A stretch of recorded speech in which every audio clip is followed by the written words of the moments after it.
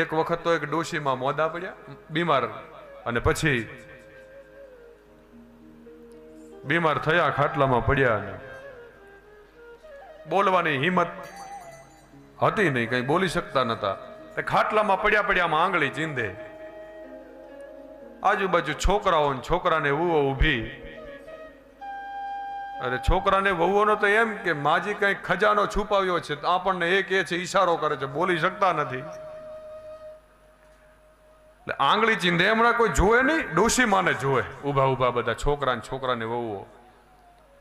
છોકરાઓને એમ થયું કે માજીએ કઈ ખજાનો છુપાવ્યો લાગે છે, આપણને કેવું છે પણ બોલી શકતા નથી.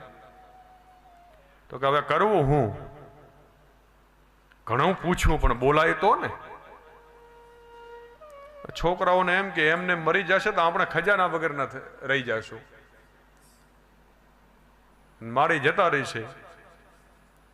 તો કે આનો ઉપાય શું કરવો? ડોક્ટરને બોલાવ્યા. ડોક્ટરને કીધું કે 25,000 રૂપિયા ભલે ઇન્જેક્શન ના થાય, પણ તો એને બોલે એવું 2 મિનિટ ઇન્જેક્શન આપ, ખાલી 2 મિનિટ બોલે એવું, કે આંગળી ચીંધે છે ને અમને કઈ ખબર પડતી નથી. ડોક્ટરે આપ્યું ઇન્જેક્શન 25,000 નું. 1 મિનિટ થઈને ડોશીમાં જાગ્યા અને બોલ્યા પાછા. એક ક્યારની પડી પડી હું કહું છું, આંગળી ચીંધીને પેલી સામે બકરી હાવીણીને ચાવે છે, જરા ધ્યાન આપો, ધ્યાન. હવે મરતા મરતા જેને હાવણીનું ધ્યાન હોય એની સદગતિ કેવી રીતે થાય?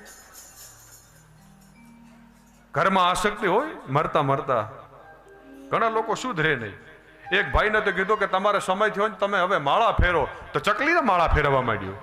આમથી આમ મૂકે ને આમથી આમ મૂકે, કે હું કરો છો? કે હું માળા ફેરવું છું. ઘણા એવા હોય.